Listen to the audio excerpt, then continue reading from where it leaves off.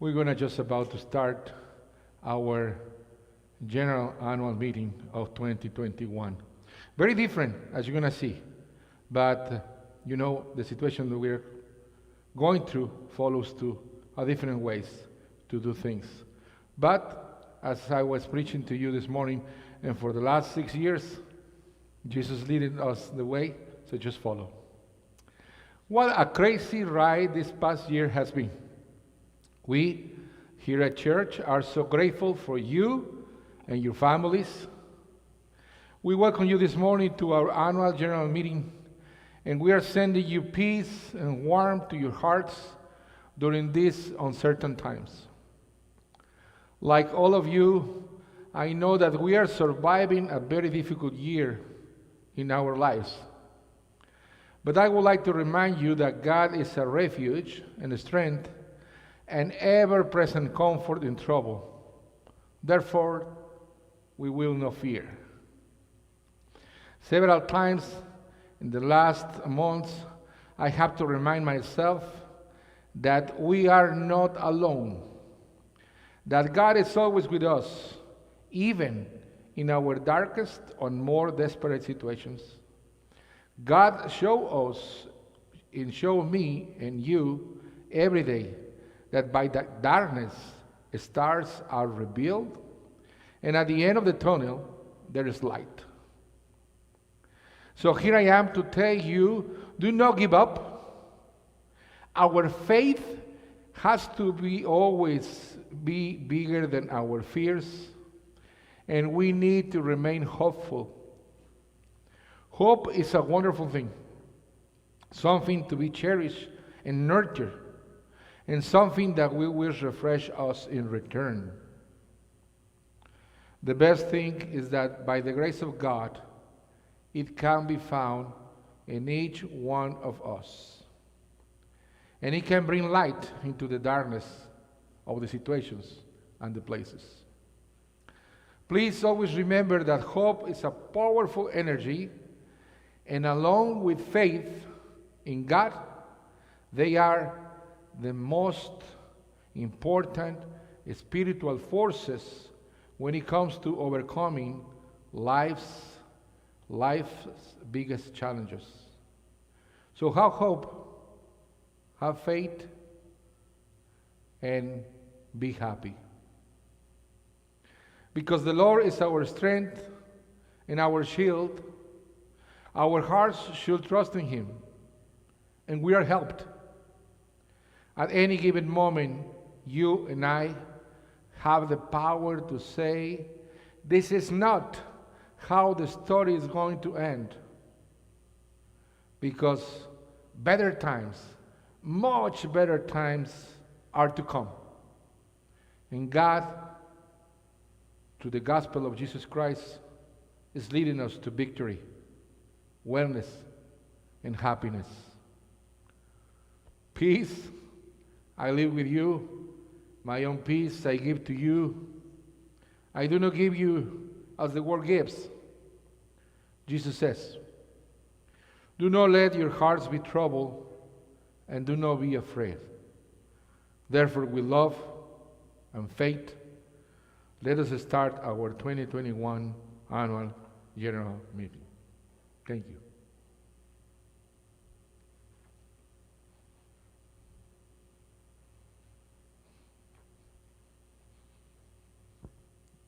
Good morning. I'm Randy Rogers. I'm Father Gerardo's senior warden, and thank you all for coming here and virtually. I'd like to officially call the annual meeting of St. Mark's Episcopal Church to order. By virtue of people here and people online, we do have a quorum. I'd also like to appoint Gloria McManus, our clerk, and now would like to introduce our treasurer, Al Roush. Put the microphone closer. Good morning. Good morning. Let's go straight to the numbers. Can we say it what? Everybody's telling you happy birthday. Oh, happy birthday. Thank you. Thank you. Let's take a look at page 6 of the annual report booklet. The most important number on the page is in the lower left-hand corner where it says net cash surplus, 38,000 for the year. If you move your finger to the right, you see that last year we lost 23,000. So that's good news, right? But how did it happen? Move up into the cash receipts and you find two major things. The matching program. The family put up 50 and the rest of you put up 42 more. So that's 92 we got that we wouldn't have gotten last year. Secondly, the diocese applied for a payroll protection program loan from the U.S. government, and our proceeds were $29,000. Without those two, and taking out the mission share impact of the matching program, our actual results would have been a loss of 76 compared to 23 a year ago. Where did that happen? Partially in the giving, though. If you look at the top line, giving income, we are only down less than 4% for the year. How can that be? Because of all of our wonderful parishioners with the mailing in, dropping off, etc. Thank you very much for that.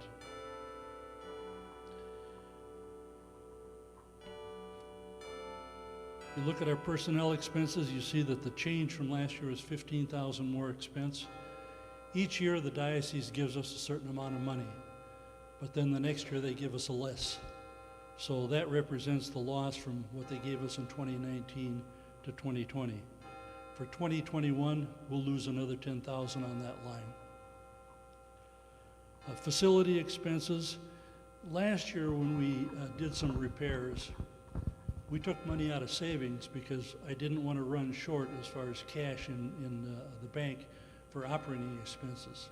This year, because of the matching program, we had plenty of cash, so I didn't do so, and thus our facility expenses look like they're up quite a bit, but that's because we paid for them, but we didn't pay for them from the same bucket as last year. Finally, on this page, it doesn't show here, but I've totaled up what we spent on COVID. We're talking about the blue tape on the pews, we're talking about the sanitizers, etc., masks for various people. We spent $4,400 on that during the last 10 months. We now go to page 7. This is the budget for 2021. And the bottom line number, of course, is the one that you look at first. And that suggests a loss of 90,000. More than anything, it's the amount of giving that we can't project because we don't know. We have pledges from our people, but some people have left, some people I haven't heard from, so I don't know if they're coming back, etc. So that's where we're probably going to feel it the most. Our expenses are about the same as last year as the way we project it, because most of it is personnel expense. The last thing to point out is that if we're going to lose 93,000, you have to ask the question, where's the money going to come from? On page 15, you'll see the cash balances at the end of the year.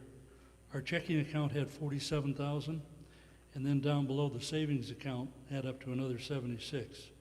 So we've got money to cover our expenses for 2021, but I sure don't know what's going to happen in 2022. Do we open it for questions now? We've got one in the back. Thank you, Maureen. Go ahead. Just going forward, besides increasing pledges, what is the plan to decrease that 95,000 deficit? Hopefully we're going to get the thrift store open. That'll bring in some money. We want to continue renting, but some of the people who had been renting have backed off right now because of conditions. Get all of our people to give more. We are also expecting to have a better negotiation with... Hello? We're expecting also to have a better negotiation with the diocese about the help. Last year, they're supposed to increase, and we have a review. But guess what? With COVID, it didn't happen. So I need to remind our bishop that they're supposed to come back and help us better. We sent you the information ahead of time, and we received several questions that they were answered via email. But I saw your hand raised.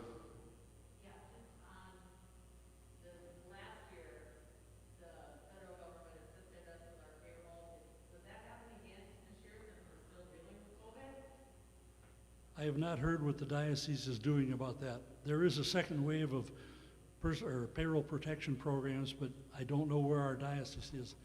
They took the lead on it because they've got all the payroll numbers, and that's mostly what we're getting reimbursed. I will check on that this week, find out if there's anything going on. Yeah, there will be a second help, but it's handled by the diocese because we're a mission. They put us in the package for all the missions. So we just pray that, yes, we're going to have more help for that this year.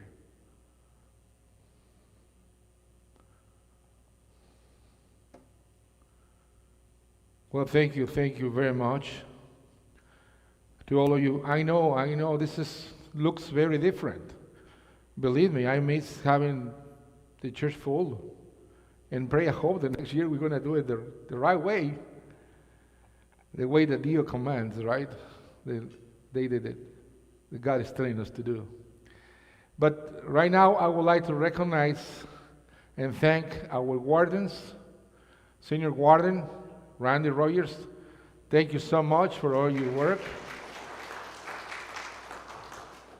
Junior Warden Jean McManus, thank you so much, Jean, for all your work. They're going to be with us for one more year, just because they love to do what they do. I would like to recognize and thank the Continued Visions Committee members, John Collins, Maureen Davis, Dave Catastli, Rosa Marquez, Annalie Perry, Janet Rogers, and Ibel Ubozzi. Thank you so much also for your willingness to remain one more year. God, guys, you are a gift and a blessing to all of us. Thank you so much.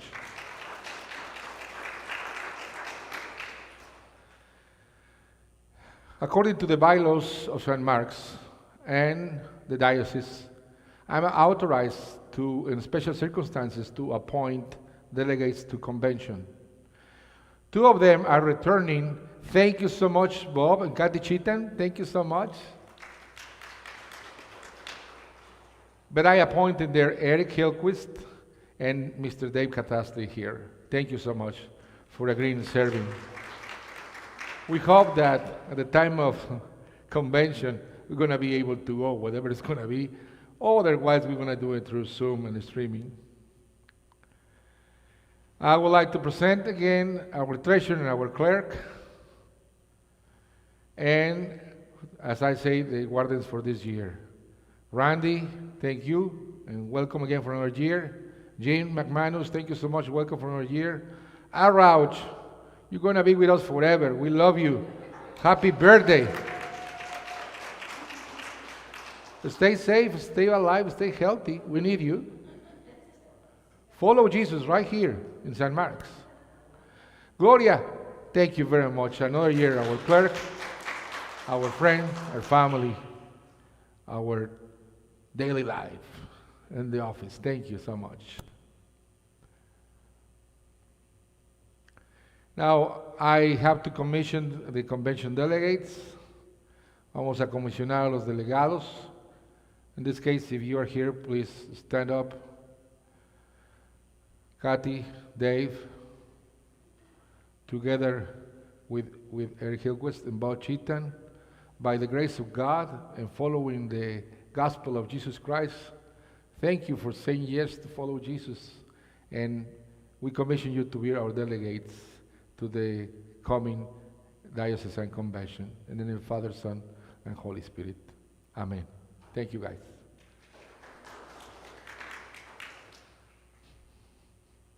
I make a motion to adjourn the annual meeting.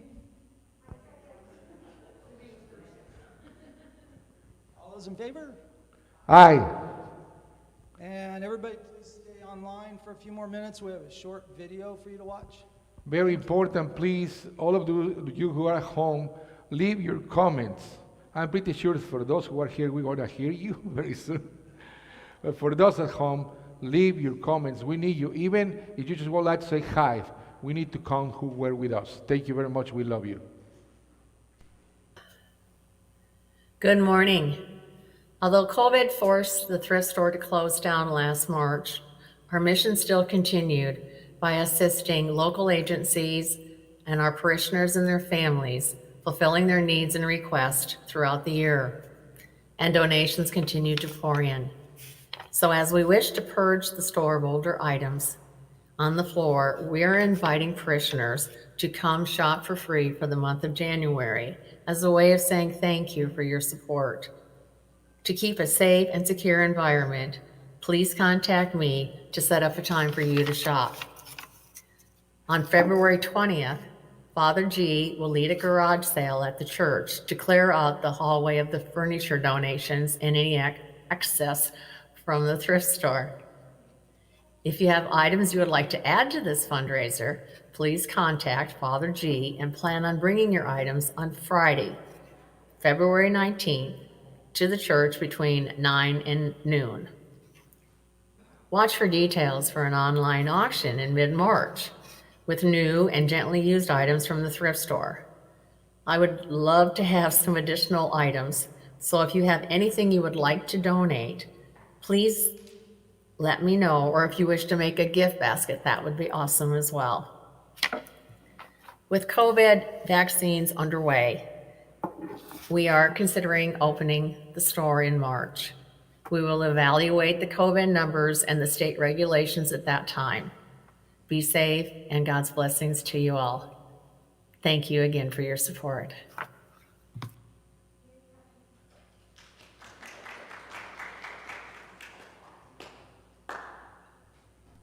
I think none of that was working. Good morning. This is the food pantry, and it's January 11th, and this is our guardsman Letitia bagging up potatoes, and here's Barry, you know him, and we have grapes today, and here's some more guardsmen bagging up grapefruit that Susan Davenport brought in from her tree, and we'll go inside. Everybody's busy. I'm having to repeat interviews because I wasn't interviewing. And this is another wonderful guardsman helping us today. And Joe Bakert, loyal volunteer for 10 years. And here's our Sandy Kojai, working hard. And Robbie Gibson. Over here, we have Barbara Gunter and Susan Davenport putting together toiletries. Wonderful volunteers. Barbara wrote that great article for the Episcopal magazine and putting in laundry detergent and toilet paper. Going over here, you can see all the food lined up, ready to go into bags. Got a lot of work for ourselves today. You can see all the food that we're bagging up. And this is our buddy Mike. Hi, Mike. Wonderful volunteer. He's a heavy lifter. Don't feel me. And here's our wonderful Jan. Jan is working in the freezer room. She is the one that keeps our heads straight. Wonderful librarian who keeps our heads straight. Thank you, Jan. We're getting ready for tomorrow's distribution. Here's Toby, another wonderful guardsman come to help. So you're all invited anytime to help, to come see, or to get food if you need it, guys. We'll see you in the rest of the new year. Bye-bye.